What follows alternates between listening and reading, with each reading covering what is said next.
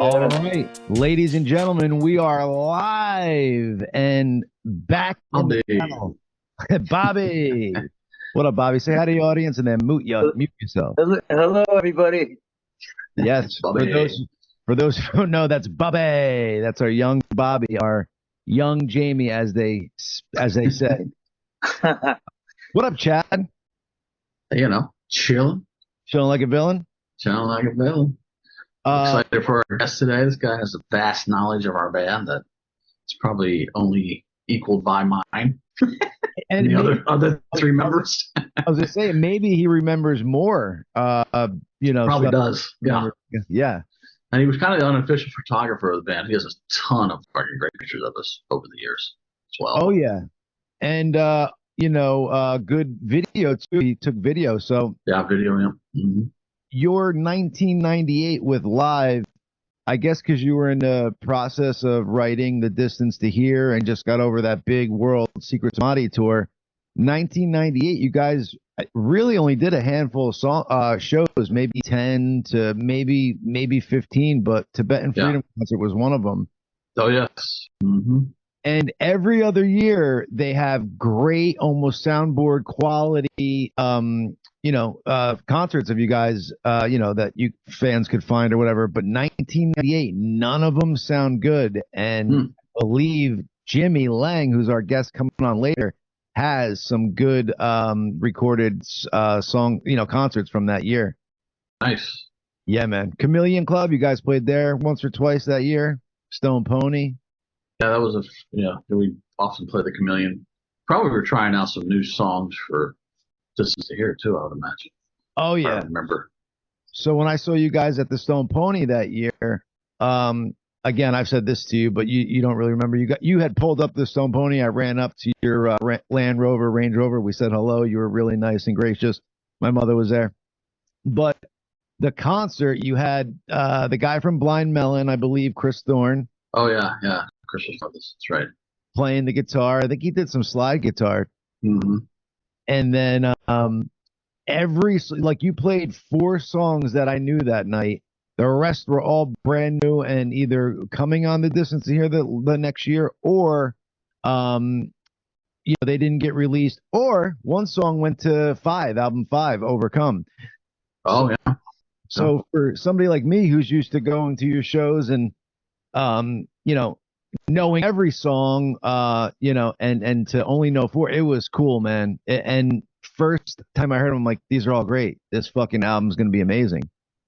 Thank you. Yeah, it's cool to go out and play it. Well, we used to do this, go out and play the songs live, and you would get different parts or different sections or different feels to the song, and then record it. Absolutely. So do we all know that it is election day? Oh, that's right. Yeah, man. It's like minor elections all over the country, right? Mayors and all that kind of stuff going on. Yeah. From what I'm hearing about New Jersey is that every seat in the New Jersey legislators up for grabs in today's general election. So that's pretty big. That's pretty big. So get out and vote, people, because I am. Especially in New Jersey, with every seat's up for grabs, we have the opportunity to get the Democrats out in New Jersey. So I know that's a long shot, but I mean, something's got to change, right? I mean, the shit's not going right, so you might as well try the shoe on a different foot, so to speak. Yeah. Vote conservative. You'll figure out that you're not a racist and whatever they paint us to be. Yep. It's just you keep voting for the same party or people and keep getting the same. You want different outcomes, but you keep getting the same outcomes of voting for the same party. It's like people in California that move out to Texas and then still vote blue there. It's like just baffles exactly. It's strange, but. You guys can make changes today, so let's go out there and do that. Who is excited about Apple's announcement last week? Anybody besides me? I announced some new chips and stuff. I don't know exactly what they announced. I missed it. Yeah, so let me dive in for you. Oh, So, sweet. Okay, let's talk about it. yeah, Apple announced a new iMac, which is their all-in-one computer. Mm, Uh, and they haven't refreshed that in 3 years, maybe going on four, something like that. And I personally actually needed a new iMac because I had my iMac in the studio, but first of all, I needed one to begin with. It was from like 2009, 2010. It right. still worked like a champ, you know what I'm saying? You had a PC from that era. Good luck. But I was going to open the vent above me in the podcast studio, and rather than move the table and get a step ladder, I stepped on the edge of the table, and I have a lot of weight on my side of it. And Oh shit. Yeah. yeah, the fucking whole iMac came down and cracked the big screen, Oof. 27-inch screen. Oof. You got the 27-inch iMac, right? I'm looking Yeah. it up right now. And this was like 2009, 2010 edition. So it has a glass screen, and then behind that screen is the actual monitor, the actual part that puts the image on it. Oh sure, yeah. So it's really just the outside of it that cracked. But in doing that, it did dead some pixels. So I needed a new one anyway. And lo and behold, I was at the Apple store going to get my iPhone fixed. I never wear cases on it. I always go caseless, but now I'm back on the case Oh yeah. because I dropped it a bunch of times. I broke both the front and the back, and they said Yes. if you do that, we replace the whole phone. So I had Apple Care, $99, brand new phone. Let's go. And I asked the guy, I'm like, dude, I need a new iMac, but it's been a couple years since they refreshed the lineup. Like, should I wait? Like, you think it's coming out soon? Because I kind of need one ASAP. And he's like, I don't know. He's like, but they do have a scary event coming up. That they announced. It was either on Halloween or the day before. I believe it was on Halloween. And he's like, so they're coming out then. I'm like, dude, are you playing, bro? I'm like, or are you playing? He's like, no. He's like, Are you playing? yeah. He's like, well, I'm kind of playing, but I'm not. They are having an event that day. I just don't know what's in it. Right. Yeah. So I was like, all right, fuck it. I might as well wait. What's a couple days when I've been waiting since 2009 or 10? And lo and behold, so I said the last time it was like 3 or 4 years ago, had the Apple M1 chip in it. Now Right. it has the Apple M3 chip. It's the first chip built on 3 nanometers. Is the thickness of the chip. I think the one before and the closest and was 5 nanometers. So they dropped to 2, which is crazy. Yes, Bobby, please. So it's crazy. And I think the base model starts at $12.99. The one I'm looking at is about $18.99. Well, they brought back the cool colors like the old iMacs back in what was it, 2000, early 2000s? I had one of those. So stupid me didn't have it to where Rob Bobby Yankee could share, but now you should be able to, buddy.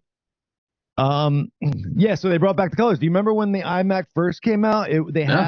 But it was like a big fishbowl looking monitor thing. Yep, I remember. I had one. I had one of those. That's the first Apple or Mac I ever had. Oh my God! Did you feel just like cool as hell? Yeah, had a blue one. Right. So there you go. There they are. You see the colors. They're so cute. Oh, beautiful. I'm getting the blue. It was between. Go ahead. Is it two blues or just one blue? It looks like a blue and a purplish blue. Yes. So that was I was torn between three. The one all the way to the left, green, exactly they're saying. And then the second from the right is the blue, but then to the left is purple. But if you look at the base of the purple, that gets a little girly for me. That's not a purple. It's a little lilac-y, isn't it? Yes. The dark one, however. Oh, Bobby, you know what? Let me do this. I can't believe they didn't make a pink one. Chicks would like that. Bobby, I'm going to request to control the screen. So just grant that to me. So I could actually scroll. Perfect. Click to start. There we go. Okay. I'm trying to use it like a Mac. Wait a second here. You are okay. There we go. It's just delayed. Okay. All right. So, I'm sorry. It's looked at 1390. Bobby, when you have your shit. Oh, because you're on a VPN. Okay. So I'm like, why is it giving us the price in pounds? Bobby does illegal stuff on there and he's on the VPN. But if you look at this right here, it doesn't show the peripherals. So, oh yeah, there we go. So up in the top right hand corner, if you could see it, it shows it's got matching mouse and a matching keyboard to match the color of the computer. You see that, Chad? Oh, nice. Yeah, I'm looking. That dope? Yeah, it looks great. And then you could switch the colors here to see. But look at this purple, Jack, because I was all about, but that is very, like you said, lilac-y. But for the girls, right? Gotta get the blue one. Exactly. But they should have made a pink one, man. I know. They brought the black iMac Pro, or I saw that all black. Yes, sir. And did I tell you that too? That my 16. No, I saw that on. I did see that. I checked that out, but I didn't see the iMacs. I didn't scroll down far enough. You gotcha. Well, that was another thing. My 16-inch MacBook Pro got stolen from my. Yeah, so that's another. Oh, you're gonna be $5,000 into Apple here soon. 100%, a little bit over, I think. But anyhow, all right, Bobby, you could stop that sharing. Oh, actually, Bobby, go to the M3 chip on there. I'm gonna give you that sharing back. And actually, it's amazing how thin it is. I mean, like it's like a laptop on a stand now. It's amazing. Right. So stop participant sharing. All right, Bobby. So I stopped you from sharing. Pull up the M3 chip and bring up some info because I want to show Chad just how revolutionary it is. So, are you familiar with Moore's law? You know Moore's law, right? No. Moore's law is like the computational speed will double every 18 months, and it has since they started, like on chips. Oh wow! So and it's still holding true. Like every 18 months, the speed doubles. So, I mean, I think this is true for Apple, but for Intel chips too, because it seems it's like chips. Moore's law kind of affects the whole world of computing. So you know that Apple computers, MacBooks, all that stuff, it used to be they were Intel processors in there. Yes. Mm-hmm. And then the M1 chip was the first silicone that Apple invented themselves. And it's just legendary. Like it used to be where the gaming computers, were PC. But now, when the M1 chip came out, it changed. But now with the M3 Pro and Pro Max chips, they're way above and beyond anything PCs can do. Jimmy's here. Don't talk about computers, man. This guy knows everything. And he's in Star Wars background. I love it. Jimmy. What's up, Jimmy? Okay, guys, can you hear me okay? Yes, we can. Yes, sir. Very good. We'll get back to that after Jimmy's here. Now Jimmy's here, we'll stick with Jimmy, but keep that on there. You can go back. You can continue to do my Christmas shopping for me. I see you're on the Apple website. Yeah, bro. Where's your list? Because there's my little puppy. Where's your list? Because we buy a bunch of gifts. This is my don't mind him. He's on his. Yeah, you don't want me anywhere near an Apple store. My wife gets really nervous every time I go, hey, I'm going to go to Apple store. Go ahead.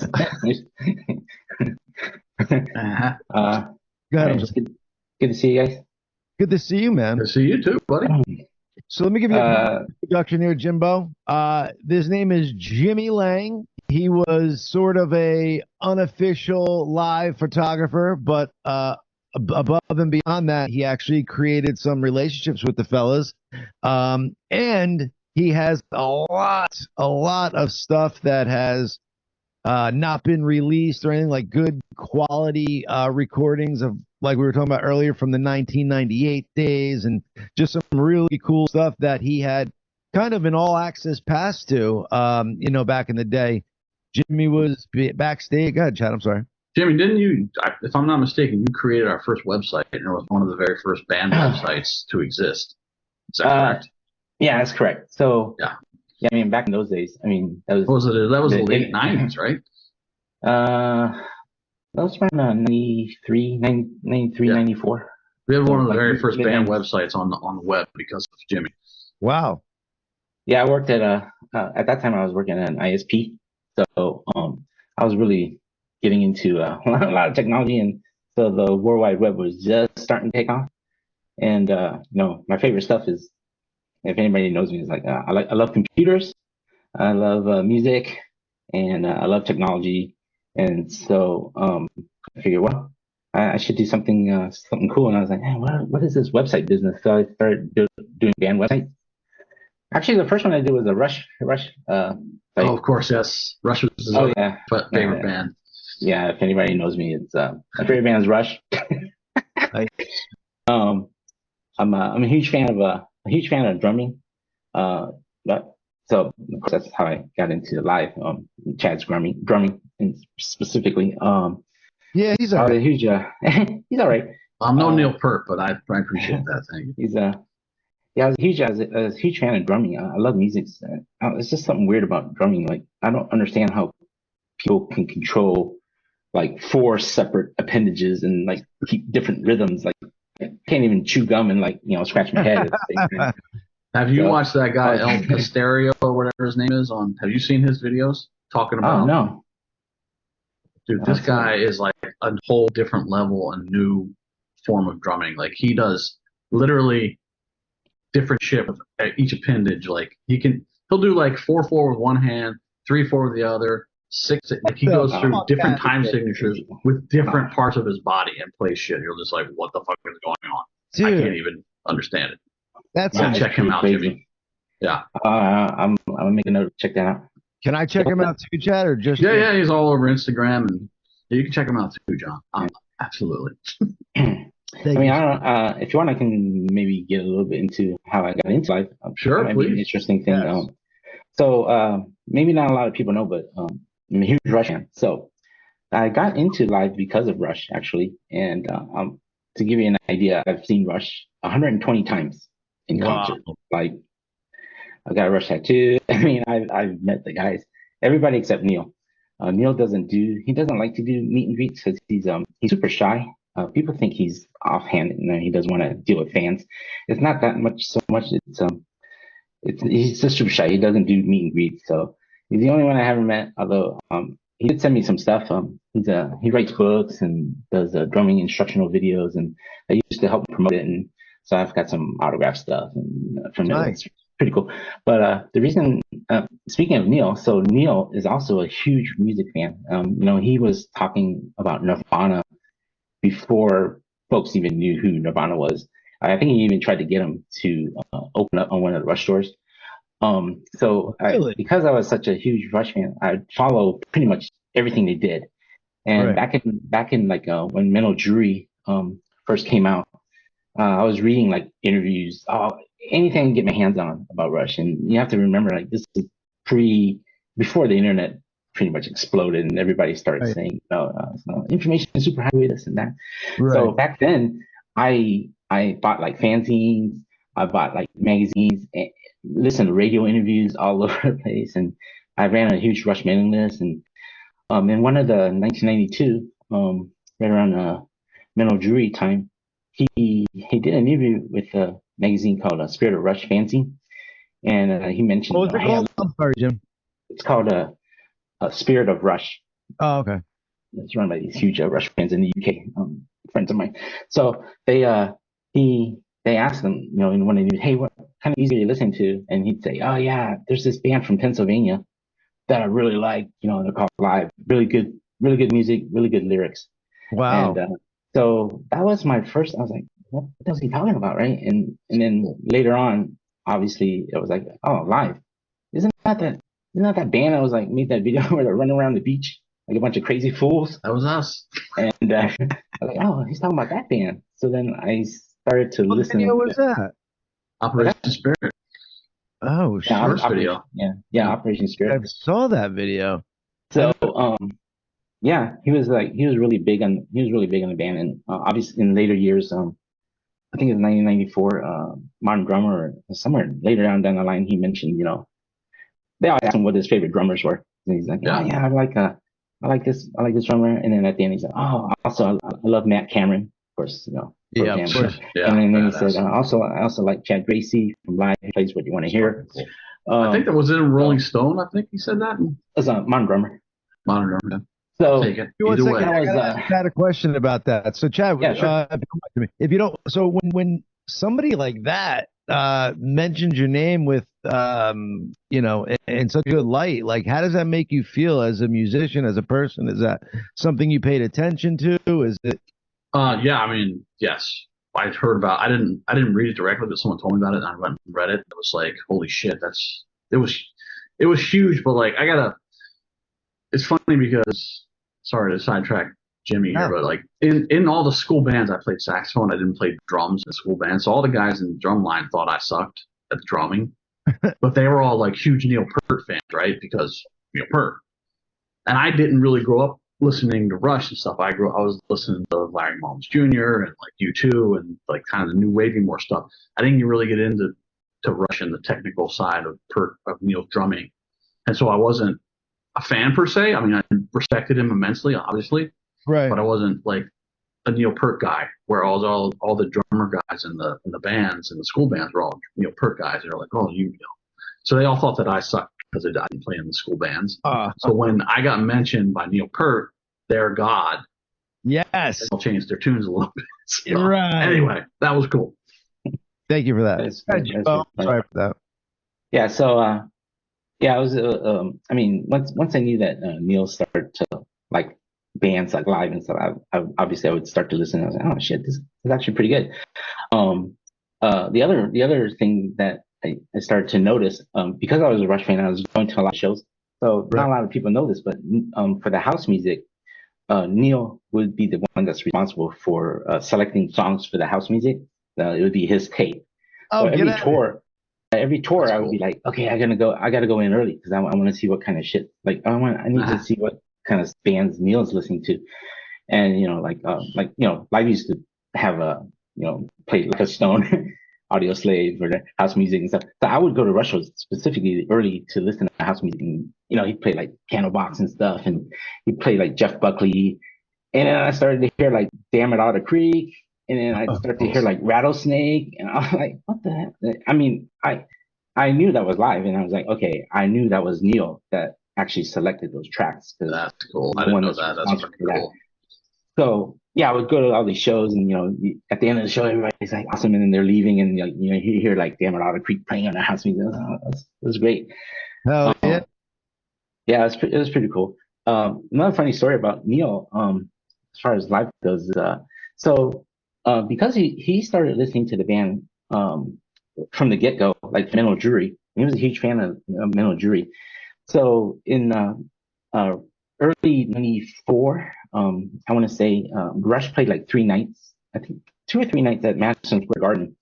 Damn. And one of my good friends was a couple of my good friends are also huge Rush fans, and they got to go backstage. Now the thing with backstage with Rush is like Neil doesn't do meet and greets. Usually when the last song he jumps up, exits stage left, he's out.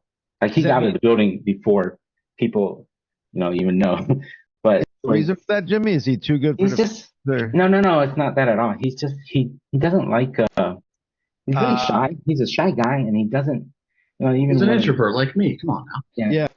One of the lyrics for Limelight is like, I can't pretend a stranger's a long-awaited friend. He's just like that. He's not into his fake stuff. He would prefer to meet somebody, like, say, at a coffee shop or like at a bookstore. But right, just not into that. But those 3 nights at the Madison Square Garden, my buddies got backstage and he was there, and it was such a rarity because he doesn't do those types of things. And it was because they were on Mercury Records and they switched over to Atlantic Records. And Atlantic Records wanted to hold this huge party, and they were saying, you gotta go. So reluctantly he went. Now when they went back there, they knew he was a live fan. So they had with them a tape. It was an advanced copy of Throwing Copper. Ooh. And so they went back there and they're like, oh yeah, we're gonna go, we're gonna hand this over to Neil personally because he's a huge fan of the band. Right. And what happened was, they went back there, and before they could enter the realm of Peart, as we call it, he had his own stuff. He had his own sectioned off area backstage with ropes and security guards. Like, nice. you had to he didn't want to like meet, like a regular, oh, I'm a huge Rush fan. Oh, thank you for, like, I love you guys. He's just not into that thing. Right. So he would only speak to, like maybe people in the music industry, record labels. But my buddies, they had this tape, and they're like, man, we got to get this to Neil somehow because he's a huge Life fan. So they approached this. They approached the realm of Peart, got intercepted by a bunch of security guards. But they wrote a note in there, and they handed him the tape, and he was just like, I'm sure he was like, couldn't wait to hear it. Right. And I knew it too, because like later on, he would start to play songs from Throwing Copper on the house music. So that was so cool. That was pretty crazy that he got an advanced copy of Throwing Copper. Now, how did these individuals secure an advanced copy of? That's what I was going to say. Yeah, I can't reveal certain. Can't reveal. Sounds like Jimmy was responsible for a lot of album leaks on Napster back in the day. Oh no, that wasn't me, Thomas. Same thing happened kind of on Secret Samadhi. Almost the same thing happened. So on Secret Samadhi, so that came out in February of '97. Right. And so before Secret Samadhi tour, the band played like a couple shows at just some small clubs. Like I think they played the Chameleon Club before the actual start of the tour, before the album even got released. They had booked some shows, and they played like small clubs like the Crowbar at State College. Yeah. And so then that first week. Oh shit! Yeah, William Patterson University. You guys put in '97. You remember that show in New Jersey? No. Wow. I remember the Crowbar. Chameleon. Yeah. William Patterson. That was kind of interesting. The Crowbar. I had like this Sony. I was also huge into photography, and I bought like this Sony. Sony had made like this camera. It was the first digital camera, but the way it wrote to the way it wrote the files, it wrote it on a floppy disk, if you can believe that. So I had the camera, and I'd stick the floppy disk in there, and I'd shoot at the Crowbar, and these images it would take forever to write. I was like, oh man. I was gonna say, doesn't a floppy disk only hold like 10 megabytes or some shit? I think it's on 1.44, but I shot at low resolution. But it's pretty crazy. What resolution is that? The first week of the Secret Samadhi tour, so the band was playing in Toronto, and I was like, I wrote to the ladies at the management company for Rush and said, hey, I know Neil's a huge fan. Maybe ulterior motives, because I kind of wanted to meet the guys from Rush as well. Sure. But I said that the band was going to be in Toronto, and they're playing a club called the Phoenix, and if you guys need tickets, if just let me know, and I would let the Live's management know. And sure enough, that first week on tour, I looked at the guest list. I was out for that whole first week of the Super Samadhi tour, and when they got to Toronto, I was looking at the guest list. I was like, man, are they going to be on there? And sure enough, Alex Lifeson, the guitarist, his name was on the guest list. And I was like, holy shit! If he shows up tonight, that's going to be awesome. I don't really care about the live shows too much. That would be so awesome if they came. So I remember I kept going the night of the show. I kept going to the front, and I kept looking to see if Alex, his name was crossed off the guest list, and it just wasn't. Everybody else had picked up their tickets, and he just never came. And I went back and forth. I mean, I was like, oh my God, I got to say hi to this guy, right? So, yeah, I was just kind of pacing back and forth. And finally, I went backstage, and I just figured, man, the band's going on next, and I doubt Alex Lifeson is going to come to this show. So I was walking by stage, and then like Patrick starts yelling at me. He's like, hey, Jimmy, aren't you like a Rush fan? And I'm like, yeah, man. Alex was on the guest list, and I don't think he's coming. He's like, yeah, guess what? They're not going to come. And I was like, okay. And he's like, but they did send us a platter of cheese and wine and crackers. Oh, wow. So the guys from Rush sent like this, cheese platter and wine, and Patrick's back there eating, drinking wine. Like, oh, someone sent this note. You want this note? I was like, yeah. So he gave me the note. It basically said, dear Live, good luck on your Secret Samadhi tour. Sorry we couldn't make it. And it just signed, Alex, Neil, and Getty. And I was like, shit, that's pretty classy. Cool. Yeah. Dope as hell. Pretty crazy story, but Yeah, actually, yeah. That was because of you. I didn't know that. That's so cool. Not a lot of people know, but yeah, there's a lot of Rush history, and of course, a lot of Rush fans are, they're into the band because of drumming, and of course, a lot of drummers are into the band live because of drumming as well. So yeah, a lot of crazy history there. When did you start following live? Like what year was your first concert? I didn't see them until opening of their Throwing Copper tour. Because Okay. I mean, I'd heard about them after Mental Jury had come out, and after I started reading like, oh, Neil was in the Mental Jury, and after I started hearing songs played, and I was like, oh, okay, I gotta check these guys out when they on their next round. So yeah, when Throwing Copper came out, I went and saw them. That was a crazy tour because it started off like in really small, I don't know, dingy clubs, and just packed and sweaty body masses of people crammed into like small places. But by the end of the tour, they closed out at the Philadelphia Spectrum. Like, it's just there was a hell of a tour. Is a crazy run. I mean, but yeah, I saw them Throwing Copper. I think Tracy Lords opened up, and also like Vic Chestnut. Tracy Lords opened up. Yeah. Somewhere in there, yes. Somewhere in there. Vic Chestnut, Angelfish, which is Shirley Manson band. Shirley Manson before Garbage. From Garbage, before Garbage, she opened up for a bunch of fun. She met Butch Vig on the tour with us in Chicago. She never tells that story, but that's how they met. Oh, who's Butch Vig? The drummer of Garbage, and the guy, he's a huge producer too. Oh, yeah, he did Smashing Pumpkins and stuff. Yeah. But yeah, it was kind of crazy to see like even Vic Chestnut. He'd come out on. He's in a wheelchair, so he'd come out on stage and sing, Supernatural with Ed. From what I recall, I think he had a bit of a drinking problem.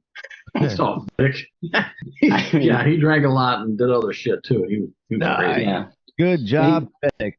He'd come out and sometimes some nights I was like, man, this guy's just drunk off his ass. But I mean, they're doing Supernatural and like it sounds freaking awesome. I mean, like Ed loves that song. Speaking of something about drinking. Several tours later, there was another entry. Jimbo, let me play you back here a second, bud. So you start seeing them in around the Throwing Copper tour before it takes off to like arenas and whatnot. Now, when do you become the unofficial photographer, basically? Like, how does? Yeah. So, I started getting I started going to a lot of shows, and the reason I got into concert photography was this guy named Andrew McNaughton. So Andrew McNaughton is a huge he's the Rush photographer for Rush. And so back in the days when you used to go to concerts, you could buy, obviously from the merch, you could buy like t-shirts, hats, all kinds of stuff. But also they would sell like tour books. So you could buy like a tour book of that tour or photos from the previous tour. And he was the tour photographer. So I really got into photography. Like, man, I'm going to all these live shows. It would be really cool to capture some of the stuff. Hell yeah. And so I bought a camera. I didn't know anything about cameras. I'm completely self-taught. I started shooting a 35 millimeter, and then I'd get into like slides. And then when digital photography came around, I started buying digital cameras. I started getting that. Lucky for me, the Live's manager at the time, this guy named Dave Sestak, super cool guy. So Dave Sestak, he was Live's manager, but he was also a photographer. So man, I remember picking his brain like every chance I could, because I would go to way more shows than he would.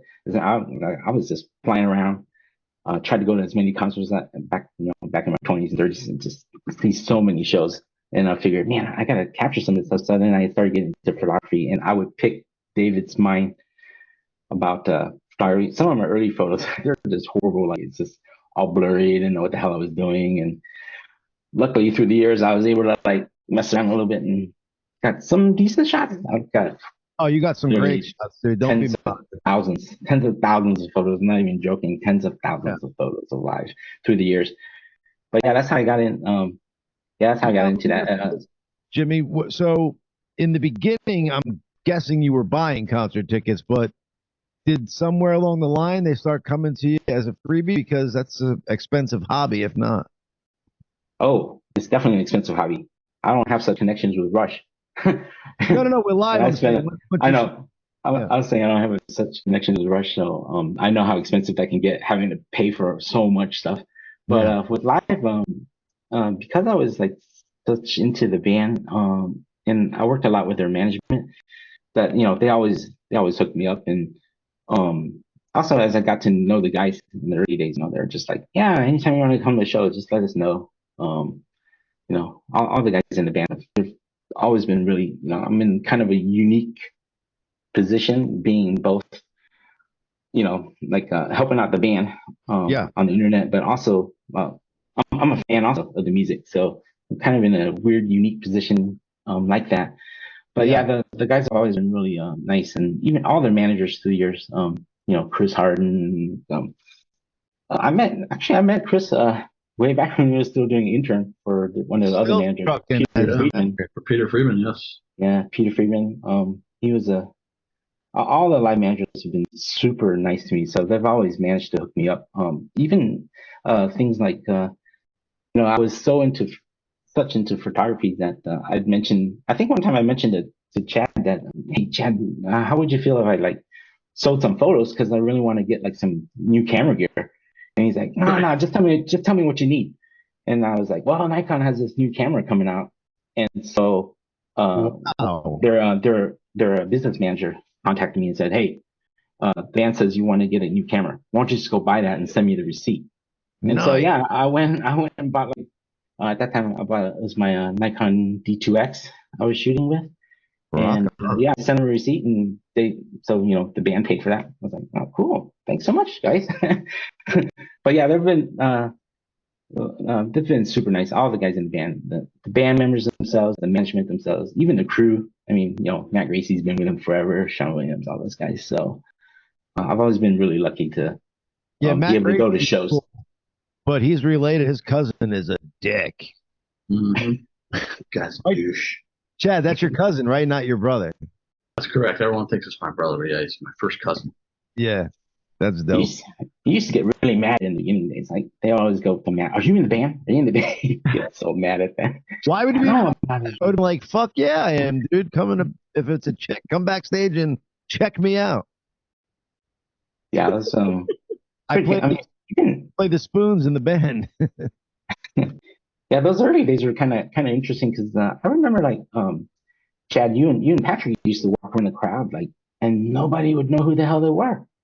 And it's like, yeah, we were doing going up, and nobody would recognize them. They just we were doing amphitheaters in 95. We're at an amphitheater tour, so throwing copper, and probably as big as we could ever be at that point. And yeah, I would just go walk around the crowd. Nobody would recognize me. Well, it is, Chad. I love it. You guys all, except for like when Ed had the shaved head and the fucking ponytail braid, you guys all kind of look like regular dudes. You weren't wearing like, any crazy fucking leather and makeup and all that stuff. So, I could totally see how you could fit in. But if you would have walked by me, hell no, I'd like, know you. But you know what I'm saying? Very rare. Like, although because I was just talking about the leather, and we were talking about the 97 little like college tour, whatever tour you did during that time.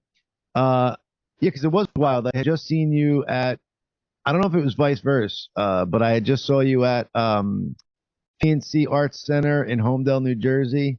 Then I think it was after, but it could have been before. And then you were playing at the William Patterson at a smaller venue, and I happened to be front stage. But Ed came out in purple leather pants, and a purple boa and no shirt for the encore. I was like, yo, this is crazy. Hilarious. Yeah, dude, it was sick.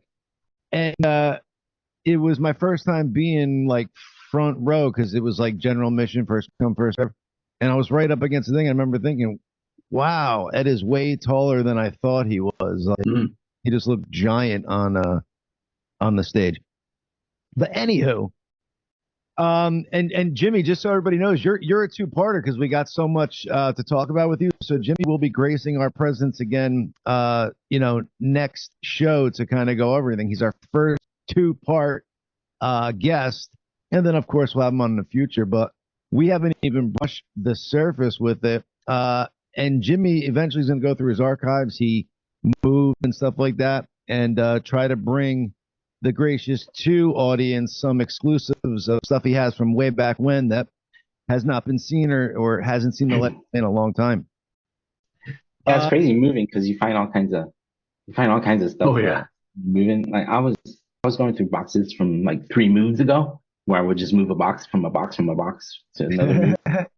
And I literally I have like probably over 100 shows on mini DV tapes, all kinds of weird stuff. Like I remember I used to I call it Chad Cam, and I would set up a tripod just right near the drum kit, and that would just be one show. It'd just be like just Chad drumming, and another show would be like on a side stage. So cool. Film that, and the ones I would just follow. So a lot of you discover a lot of weird stuff. I found a whole bunch of Secret Somebody signed CDs that I still had left over that I never gave out. So probably I'll give that out.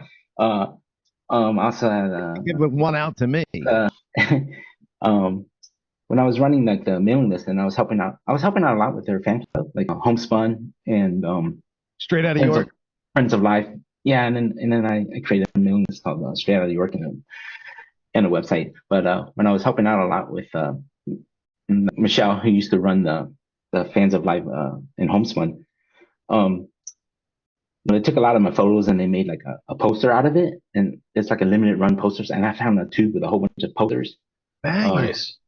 Speaking of posters too, I think in '95 when the band got like the artist of the year for Rolling Stone, and they appeared on the cover. 95. And so I think Rolling Stone sent 95. like a poster tube with like about 100 of the covers, and I got them from Michelle. She's gonna be really mad at me if she's listening ever. She gave me the poster tube, and I was like, "Yeah, I'm gonna try to get some of these signed by the band, and then we just do a giveaway." And so I had this poster tube with about 100 of those Artists of the Year Rolling Stone cover, and I was going to a show, and I was gonna have the guys sign a bunch and then get them back to me. So I remember I was taking a Greyhound bus. And then I remember getting off the Greyhound bus and going to the show and then thinking, where's that poster tube? Oh, shit. I left it back on the Greyhound bus. Oh. So somewhere out there. I didn't care. So I have ADHD, so my brain cuts in it. They were signed already or unsigned? No, unsigned. I was going to get them signed. To Michelle. Gotcha. And man, I just left the poster tube on the bus. And damn you. So mad at myself at that.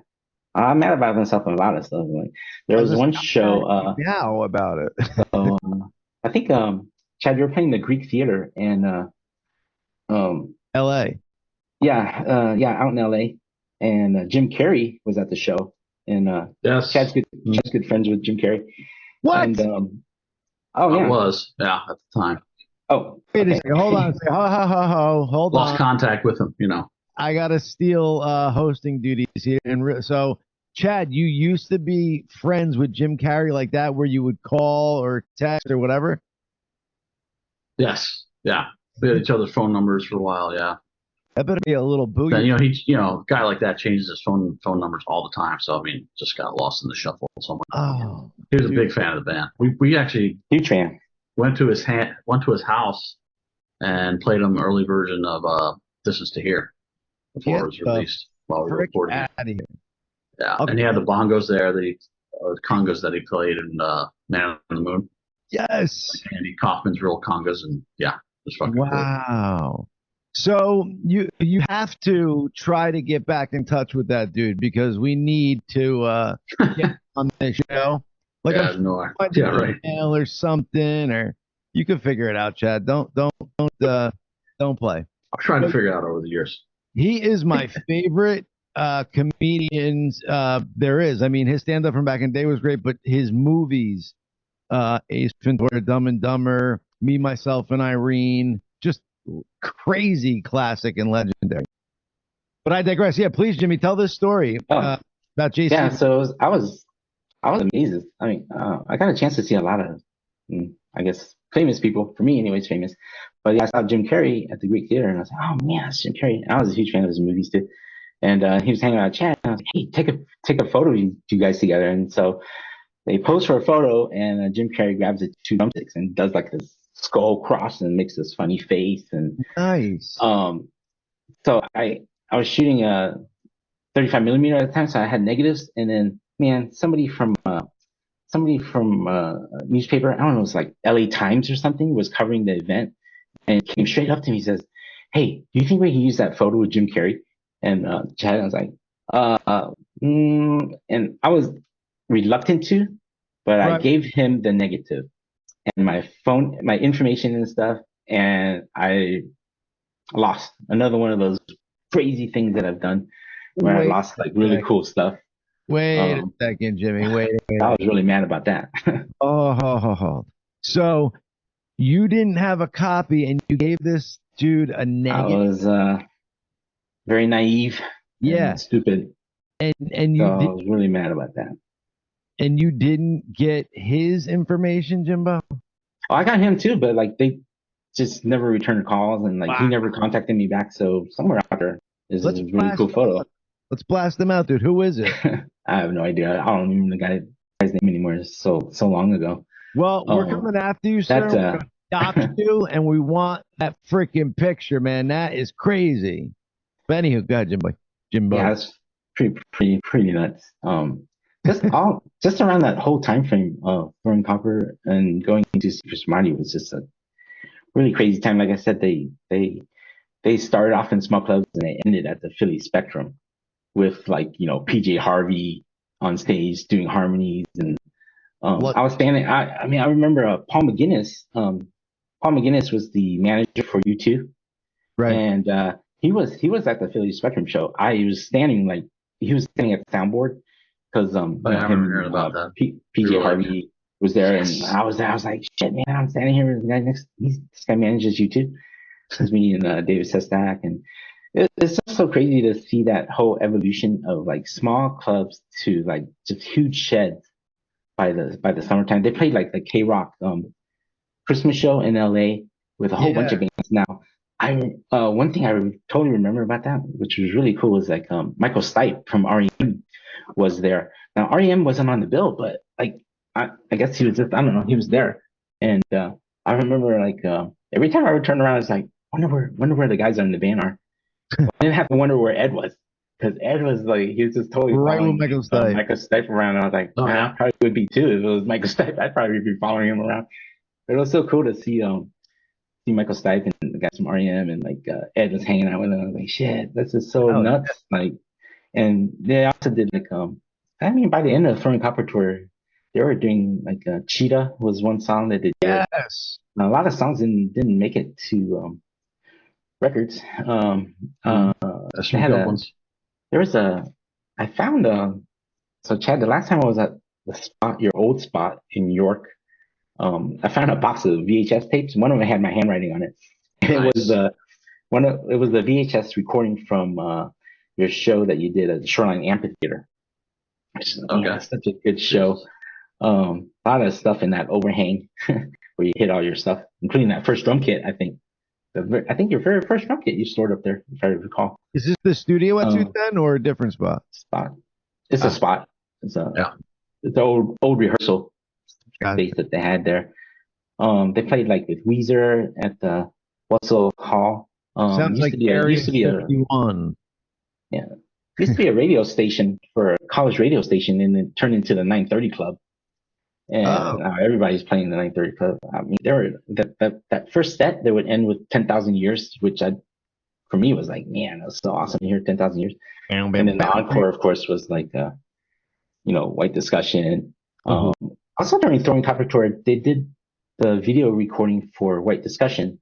There were two videos for White Discussion. There was the black and white one, and then that one was filmed at. One.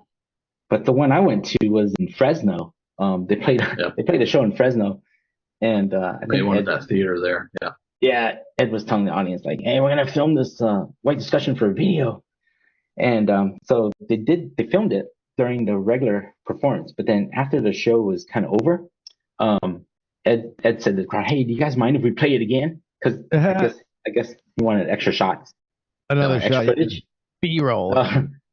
Oh no, actually, I'm sorry. They played it again, but not in front of our audience. They played it after everybody cleared out, and then they played it to an empty stage. But they wanted extra footage for the video. Right. And I think by then, Chad, I remember you were running around with like this spray bottle in your hand, and you kept like, you're like, yeah, we gotta look sweaty. So you start spraying his armpits and start spraying everybody. Wow. Like, we gotta look sweaty because we're gonna play this thing again. So I think we'd have like come off stage and like gotten dressed, and they were like, "Oh, you gotta play it again." We're like, "Fuck, we don't look like we just played." Yeah, that's like when Chad and I were helping this gentleman build a house. I'm over there sweating, working and stuff, and I look over, Chad spraying his armpits down with water, making it look like he was helping build a house. You remember that, Chad? No, I do not remember that. Oh, never mind. Don't mind me. We do have a question for you. What's the most memorable photo that you took?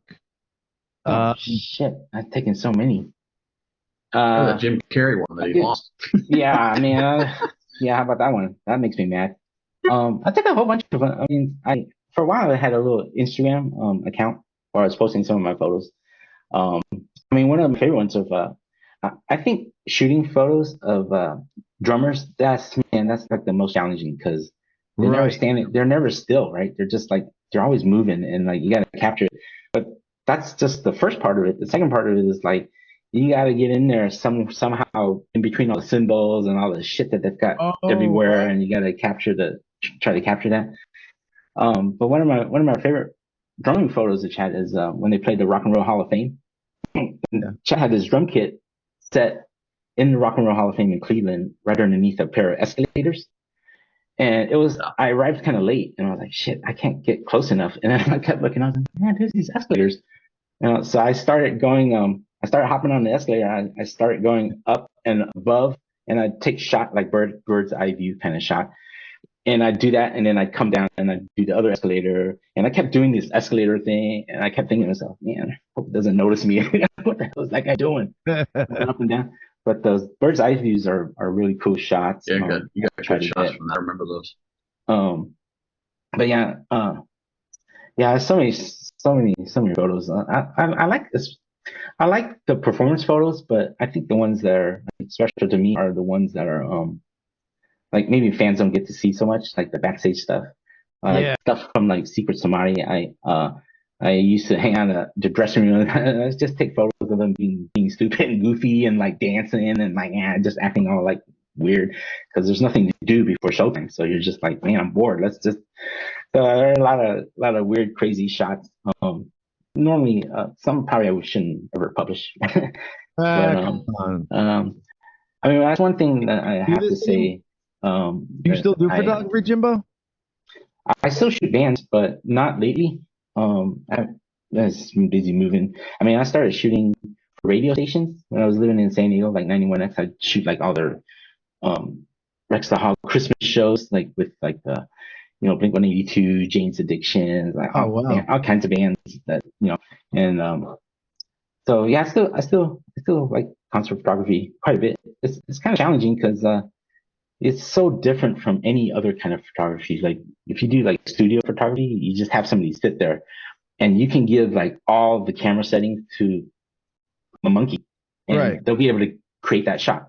But in a moving environment, first of all, you don't know what kind of venue you're going to be in. I've been in places where it's so dark, man, the lighting is just horrific to shoot. So you got lighting to contend with. You got people on stage that won't stand still.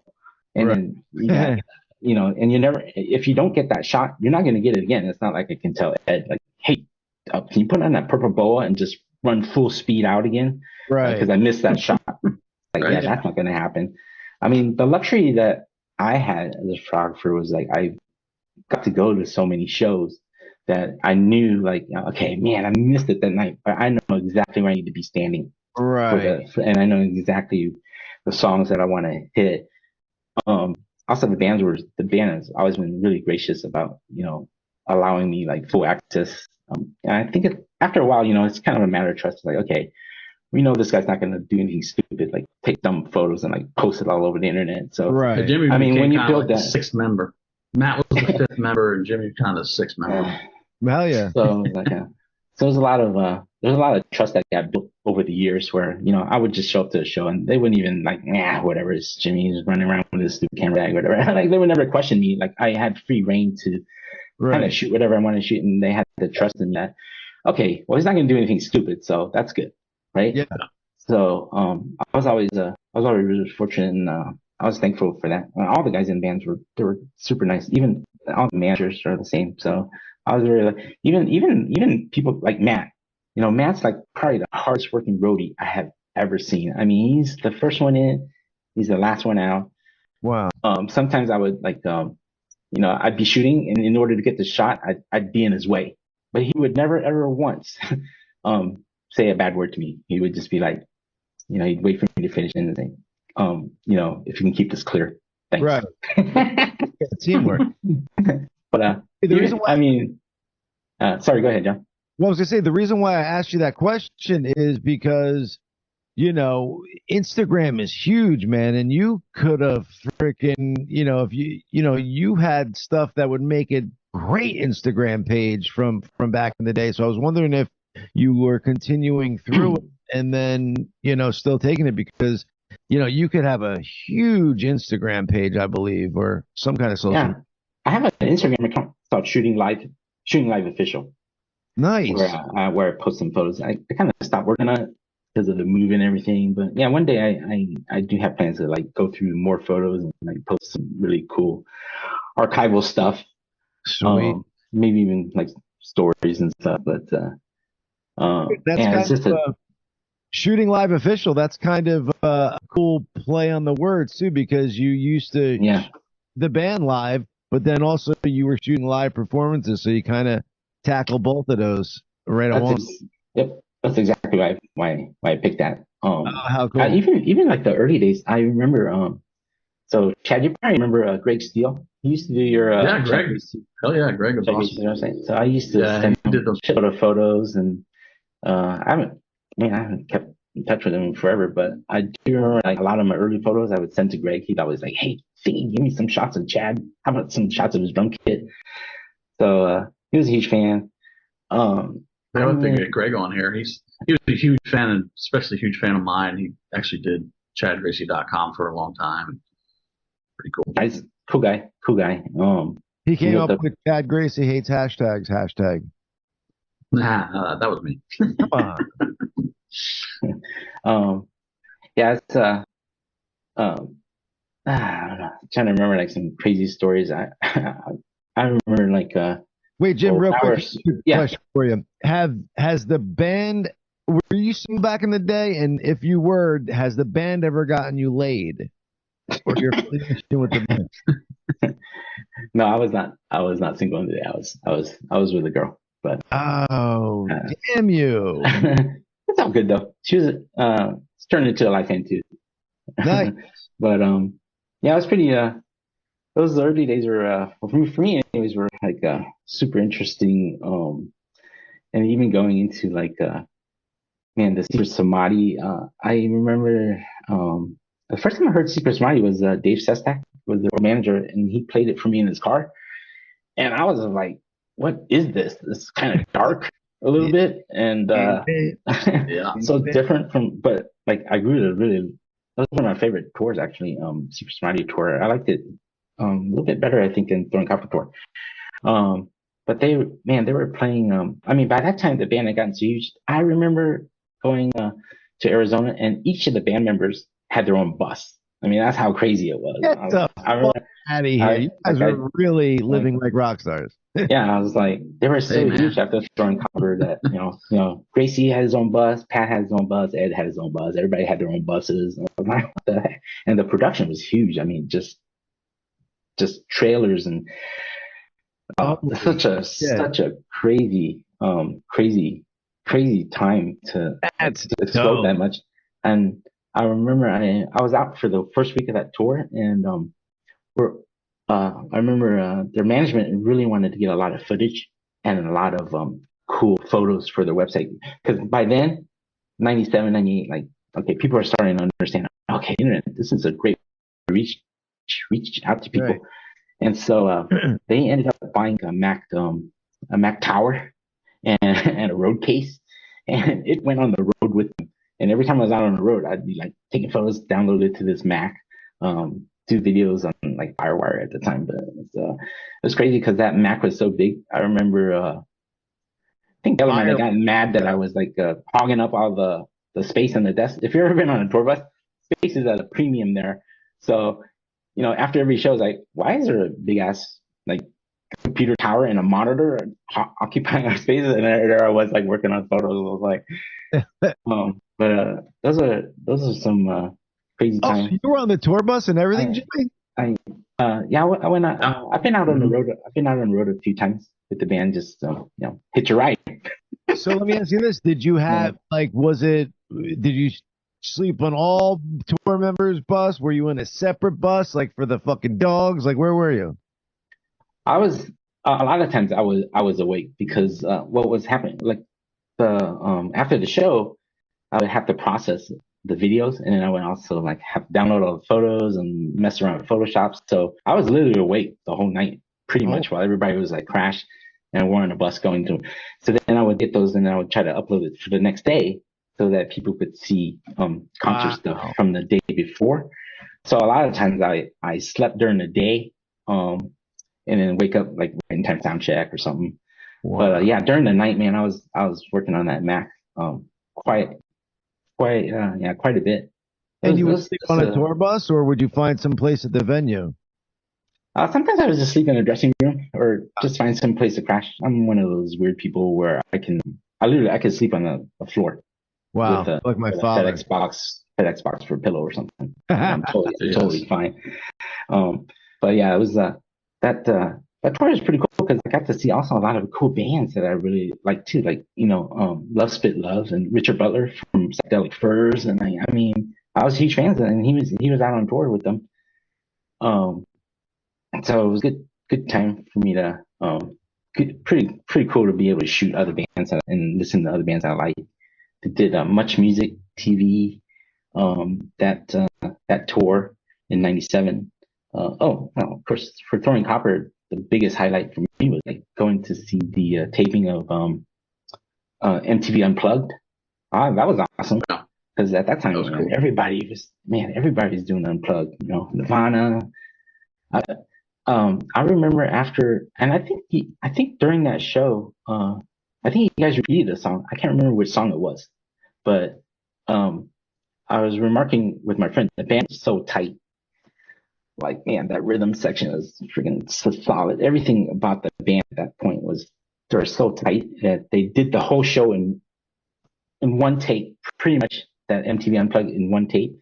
And I remember my friend was remarking, I think some Temple Pilots did one, and he said, man, when they did it, they had to redo like a whole bunch of songs to get it right. Oh, yeah. But Live did all of it in one take. But then there's one song that said, if it's okay, we'd like to do this one over again. So that was cool. I forget what song we did over, but I remember doing that. Yeah. Did you take any pictures that haven't seen? I didn't take any photos there. I was just there to enjoy the shows. I was on the balcony, watching the whole thing. That's the thing about taking photos and shooting videos and all that kind of stuff is sometimes I don't really get to enjoy the shows. Right. Because I'm so focused on like, man, let me see if I can get this shot. I didn't get it the night before, or let's see if I can do this, or I need to be over there. And so I'm so immersed in my own stuff that I sometimes don't even get to enjoy the show. I'm like, oh shit, it's already encore. Damn, I only got like 2 songs left or something. You know? Right. I still don't understand or know why exactly we haven't released Unplugged. Don't know what happened, dude. It's on YouTube. So legendary. Oh yeah, of course it's on YouTube now. It doesn't matter, but yeah, at the time I don't know why we didn't release it or couldn't release it. I wonder if it was some kind of contractual thing with the record label. Like if you did that album, it could be considered one of the albums that you owed to them, and they wanted an actual studio album or some shit. Could be. You know, some bullshit like that. Yeah. Yeah. Yeah. God, I'm sorry, Jimbo. See what else I can recall. So also during Keep Smiley tour. Man, there was a lot of stuff going on. Then during that tour, Princess Di had died. And I remember they were playing Wolf Mountain. Princess Diana, yeah, we were in Utah. Yeah, yes. Wolf Mountain in Utah. You remember that just that well? Oh, yeah. I remember. I totally remembered it. When we I was like, holy shit, Princess Di just died in a car accident. I was like, and I think Patrick's brother was out for that show. He played with them on a bunch of shows. Oh, Matt did, yeah. When we saw that Princess Di down, oh man, that's hot. Veruca Salt was out on the tour. That was really cool. Mm-hmm. I think Ed was really into his skateboarding phase. he'd always be backstage with a skateboard and be like skateboarding around. Ed Kowalczyk was in a skateboarding. Oh yeah. No way. I got some photos of him skateboarding. Oh, I was saying, I've never seen a photo of that. I would never ever picture him on a skateboard. Yeah, he was also that was the time frame where he was also really into Adida. His spiritual journey there. So that was interesting too, because they always have like two meet and greets. So there was the normal meet and greet for like live fans, and then they have a second meet and greet with Ed and Adida and all the followers that would come out to the live shows. And I was like, oh, that's interesting. All the Adida followers, yeah. So, what is Adida? Adida. Oh, Adida. Some spiritual guy that Ed was following. He was a guru guy that Ed was following for a while. Yeah, because I remember seeing like the letters written out Adida or whatever, but I was always kind of like, what is? I always thought what, who? I didn't know what the heck it was. Yeah, I can't remember it was that tour, Chad, but wasn't it? There was like a show that you played. I want to say it was like Hamburg in Germany or something, where it ended up being like a 3-hour show, and you were so mad. Oh yeah, it was like they kept wanting to do another encore, and your hands were all like bashed. Yeah. The rest of the band. That was the longest show we ever did. Yeah. Yeah, it was a super long show. It's like a 3-hour show. I was like, holy cow! We were almost running out of songs to do. We were like, what can we do now? Like, we haven't played this forever. But what made that happen, Chad? Like, why? I'm not sure exactly. We just kept playing. I don't know. And the other guy, like, not for nothing, but do they realize, like, hey, drums are not the guitar? Like, I'm actually burning fucking mad calories here. Yeah. I think that's why you're mad. You're like, man, I'm tired, man. I'm tired. Well, Jimmy, I was just going to say. At some point, I was like, okay, this is enough. God damn it. What the fuck are we doing here? Well, Jimmy, I was just going to say to you, dude, filming photography, what is it? To take a photograph of the drummer, especially Chad, he's constantly, head moving, whole body movement. That's got to be difficult to capture and not get discouraged. Yeah. Yeah, he's the hardest one. He's the hardest one to get photos of.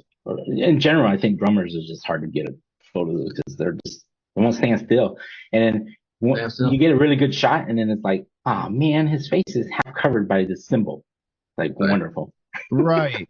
So, yeah, it's really challenging, but I really enjoy it. It's just a different kind of photography. I mean, photography in itself is like pretty crazy because like you've got the scientific side where you gotta like know about exposure and shutter speed and ISO and film speed and all this kind of stuff and aperture. But then you also have the creative side. So it's cool because you kind of get to combine a little bit of both. Yeah. A little bit like, yeah. A little bit of multitasking a lot. And, I don't know. That stuff is really challenging to me. So I always find those things kind of cool. Sure. Yeah, a lot of good memories there. Jimbo, what I want to do here is because I love to leave our audience wanting more, foaming at the mouth. So I'm going to resume the rest for next Tuesday, ladies and gentlemen. We have Jimmy back on next Tuesday. Jimmy, you want to tell them where they could find you, social media wise or whatnot? I have not really. I have a love-hate relationship with social media. I mean, it's cool, keep in touch with old friends, but then it's also kind of like, man, it's just too pretentious sometimes. And I'll go like, 6 months or 7 months without being on Facebook, and then I'll come back like, oh, okay, so not much has changed. The more things change, the more it stay the same. Right. I mean, I they can go jump on my Instagram if they want. Shooting Live Official. Maybe I'll start adding more photos to that. That's what I was to say. Shooting Live Official is the Instagram account. But yeah, I don't know. I try to keep away from the drama as much as I can, and I'm so busy these days, like moving and shit. And I promise not to talk politics, but I will say that I am very proud to be out and escaped from the state of California. Lucky you, baby. So very proud. So happy I made it. So John, remind me next week some stories that in case I forget is the time that I had lunch. Ed and I had lunch with oh shit, man, my brain is like I remember the Neil Young. Oh my God, I can't believe it. Yeah. But yeah, there was a time in the yes. There was a time where Ed and I had lunch with Neil Young. So let's not remind me to tell that story. I'll try to remember. I didn't even know about this, Jimmy. We did a pre-call for this thing. He told me about it. I was like, what? I didn't even know they had lunch together. It's freaking cool. Yeah, that is dope. And that's one of the stories. We got so much more to get to. Got a lot of stories for Raylo for the chat. Oh boy. Oh yeah. Oh yeah. That's gonna be fun. Dennis Rodman. Yeah. Hey Rob. That was cool. Australia, fans in Australia, fans in the Netherlands. Always like really good places. They're great, those fans. They love live. Really good places for live to play. But yeah, I was even like Gracious Few. Maybe we can get into some Kevin Martin and stuff. Talk about that as well. Yes, definitely. Sounds good. Like I said, next week is part 2. All right. But I'm sure there's going to be, not part 3 and 4, but he'll be on again because Jimmy goes years and years back, like you heard him. So you want to say goodbye to the audience, Jimbo? Yeah, sure. Thanks everybody for hanging out and listening to my crazy stories. I find that as I get older, getting older with age, I started to remember stuff. That's why I was going to ask Chad, like, when did you start dyeing your hair silver there, Chad? Once I had my twins. All right, guys. He's gonna start shaving his head in the center too, and just have hair on the sides. Exactly. Look great. Yeah. All right, Jimbo. Be good, man. All right, thank you, Jim. We'll see you next week. All right, I'm gonna blast out of here. See you guys. Peace. See ya. All right, ladies and gentlemen, and that was Jimmy Lang, ladies and gentlemen. What a great dude, man. What great stories. He has a ton more. That Neil Young story is definitely fun. Yeah, Chad, he told me briefly about it too, but I'm like, I don't want to stop there. I want to. Yeah, I literally didn't even know that happened. So I'm excited to hear the story too. Yeah, dude. He sent me an outline of all things we could talk about. And then we were talking on the phone before that, and we started getting into something. I'm like, dude, we got to stop because I need to get my honest reactions on air and all that stuff because he's got so much cool shit, dude. I had to apologize. I was in the middle of his stories. The USPS is texting me that they don't have the proper address to deliver this package I have coming. I'm like now? Really? So. And how do they not have that when you? I don't know. Who fucking knows? It's the United States Postal Service, Well, yeah. I'm still amazed, though, that you could send a fucking letter from New Jersey to California. It should be there in 3 days. But for how much is a stamp? Not 56 cents now? I mean, no, it's not much. I mean, they get, listen, they get a lot done for what they do. Absolutely. But there's also a lot of mistakes. Yeah. But the amount they deal with is crazy. Yes, for sure. Anyway, so in the middle of his stories, I'm getting these texts from the USPS. I'm like, a phone call. I'm like, God damn it. So anyway, sorry, Jimmy. So just I want our audience to know because we have a private chat that goes on here. And I just want everybody to know how crazy our producer or our Rob Abianchi is. He said you used to be able to send children through the mail system. That's a fact. Oh yeah, you could. I did hear that they sent somebody in a refrigerator box or something just to see if they could do it, and that person got through, which is crazy. You should be able to send kids from the postal service of relatives or something. That's insane, man. Of course, they're basically doing that at the border now with our lovely administration. Oh yeah, they're sending anything and everything. Oh my God, dude. They're releasing 85,000 children are now missing. They don't know where they are. Our lovely Homeland security department, who the fuck takes care of it. 85,000 where, Chad? Well, from all over the world, but the 85,000 kids that have crossed the border that are now lost. We don't know where they went. Wow. They give them this know your rights briefing. This lady was in front of Josh Hawley the other day in Senate and or Congress, and she was the head of this section of the HHS, and her whole job was to make sure that the kids know their rights. So they read them this whole thing about knowing the rights, and then they would give them to God knows who. Right. And she confirmed it. Like, they just give them to people, and they take them to wherever they're going to go. And they're sex trafficked, they're labor trafficked, and just so you feel good about your job, about reading them their rights, and then they have no rights when they go with these people, whoever the fuck they are. You don't know who they are. You don't know where they've gone. How is this going on? Insane. It's insane. Totally. How's it going on in America? Yeah, talk to the guy in charge. Which one? Because I don't think it's fucking Puppet Master or Puppeteer fucking Biden. Yeah. I love the people that are like, it was so much better than Trump. I'm like, God, are you fucking serious? Like, what do you look at? Right. What's the indicator? Just the fact that, like, the only thing that's better, Chad, and this is what I'm going to say, the only thing that technically is better is the right and the left aren't fucking fucking hating each other as much as when Trump was in office. Like, Trump really incite, like, the left hated him so much that no matter what the right said, it was wrong. Sure. And because he's an outsider. Right. So I will say that's what got better, but that has nothing to do with Biden. That just has to do with the crazy fucking left that just, was having a hissy fit because their guy wasn't in office and an outsider got in. Oh, now you got a guy in. You have wars popping up all over the fucking world. You have completely open border. I mean, inflation, like gas prices out of fucking control. Like, right. It's just crazy what's happening. Dude, and what the fuck is with the UN trying to tell Israel, okay, it's been 30 days, why don't we take it down a notch? Fuck you. Exactly. Well, why don't you take it down? The UN. Why does the UN go and fucking tell that to Putin? It's been fucking a year. Take it down a notch. Fuck right. You. I just saw Reuters article come up on my phone. It's like 10,000 dead children in Gaza. It's like, okay. You're right. It's like, yeah, that sucks. It's horrible, but like, they're going after Hamas. There's going to be collateral damage.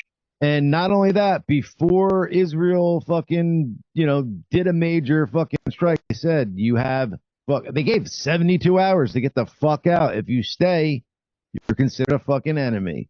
So get the fuck out if you're not for nothing, but you harbor Hamas. You know what I'm saying? The Palestinians. Oh, yeah.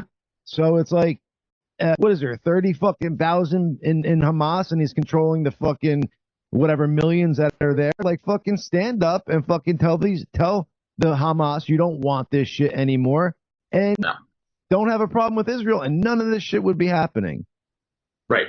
Yeah, exactly. There wouldn't be a child graveyard if Hamas didn't attack fucking Israel. Exactly. You're calling for Israel to stop. We're attacked, motherfucker. What would happen if, of course, the UN technically can't be attacked, but if France was attacked by their neighbor, or fucking, England was attacked by their neighbor, we're going to tell them to stop? No. Fucking, they tried to tell us to stop Iraq, Afghanistan, but did we? No.